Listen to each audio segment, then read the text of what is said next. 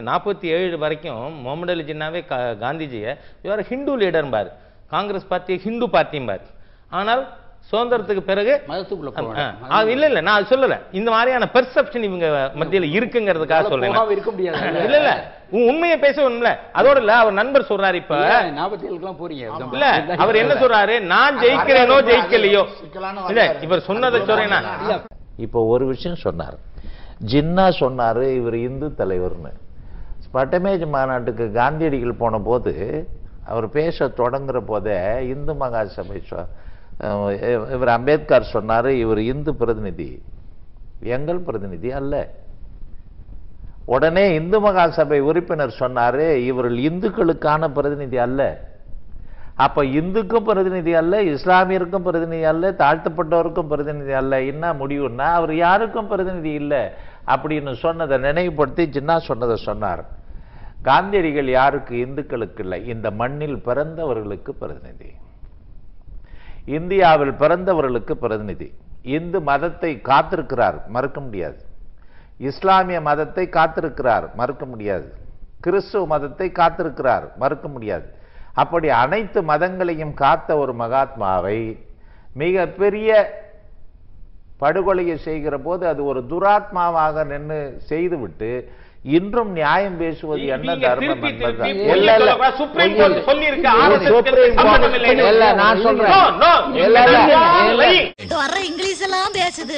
நான் சொல்றேன் இப்ப இல்ல இல்ல இந்துத்துவா ஒத்துக்கிறியா? பின்ன யார் சொல்லுவா? யார் சொல்றதுக்கு? பின்ன யார் சொல்லுவா? சுப்ரீம் கோர்ட் சொல்லி இருக்கு, அதை மீறி பேச யாருக்கு ரைட் இல்ல. ஆமா சார், பாபர் மசூதி ஓரின சேர்க்கையை அனுமதிக்கலாம்னு காங்கிரஸ்ல பேசுறீங்க, சுப்ரீம் கோர்ட் ஏத்துக்க மாட்டேங்கிறீங்க. ஒரு மிகப்பெரிய டிசாஸ்டர் என்ன பண்ணுவேன்?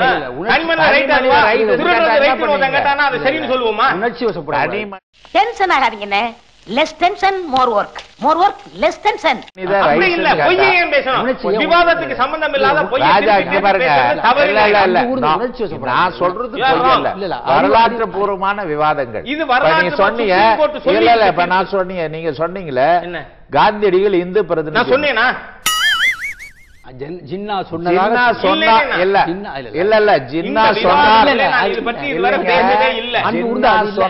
சொன்னீங்களா இல்லையா? அடங்கப்பா, விவாதத்தில் நான் இதுவரை பேசவில்லை.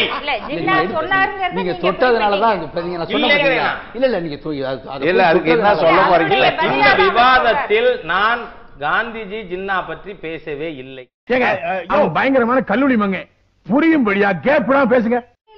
அப்பா நான் வேணா ராஜா இந்த விஷயத்துல வேண்டாம் சொன்னேன். இப்பதானே இதே நிகழ்ச்சியில தானே அந்த எழுந்து கூட நம்ம யாரும் போகல, நீங்க தொடாதீங்கன்னு கூட உங்கள்கிட்ட சொன்னேன்.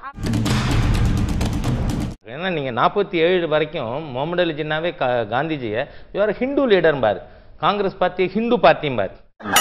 அப்புறம் நான் உங்ககிட்ட விளையாட்டா பேசுற புறாரிக்கு நம்பிட்டீங்க. கொஞ்சம் அமைதி. ஜின்னாவைய சேர்த்து என்ன சொன்னீங்க?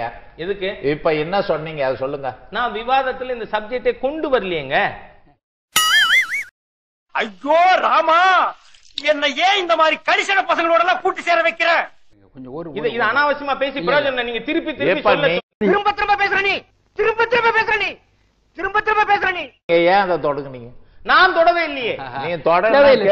என்ன ஆவாங்க? இப்ப பாருங்க முடிவுகள் தான் நிகழ்ச்சி மையக்கரு. இல்ல சுருக்கமா இல்ல நான் சொல்லிடுறேன். நீங்க இந்த அடாவடித்தனம் தான் இன்றைய அரசியல் தேர்தலில் அவர்களுக்கு வெற்றியை தேடி கொடுத்ததாக நினைக்கிறார்கள். கடுமையான அடாவடித்தனம், கடுமையான பொய்ய திருப்பி அங்க போகாதீங்க. டேய் உனக்கு வெக்கமே இல்லையாடா? நீங்க பேசுறது ஜின்னாவையும் காந்தியடிகளையும் சேர்த்து பேசுறது, நீங்க சொல்றத நான் சொல்லலன்னு நீங்க சொல்றீங்கன்னு சொன்னா இப்ப இந்த நிகழ்ச்சியை பார்த்துட்டு இருக்கிற லட்சோப லட்சம் மக்கள் என்ன நினைப்பார்கள் அப்படின்றதுக்கு தான் வரேன். இது ஒன்றே இவர்களை பற்றிய சாட்சி என்பதோடு நான் நிறுத்திக்கிறேன். இல்ல நீங்க ஜின்னா காந்தி பற்றி அந்த மாதிரி சொன்னது என்பது இருக்கிறது என்பதை கூட நான் இங்கே பதிவு செய்ய விரும்புறேன். ஆனால் இதற்கு முன்பாக இதை பற்றி நாம பேசல. இந்த மாதிரி சல்லவாரி பயிலுக்கெல்லாம் பஞ்சாயத்து பண்ண கூப்பிடாதீங்க மனுஷன். ஏன்னா நீங்க 47 வரைக்கும் முகமது அலி ஜின்னாவே காந்திஜியை இவர் ஹிந்து லீடர் பாரு.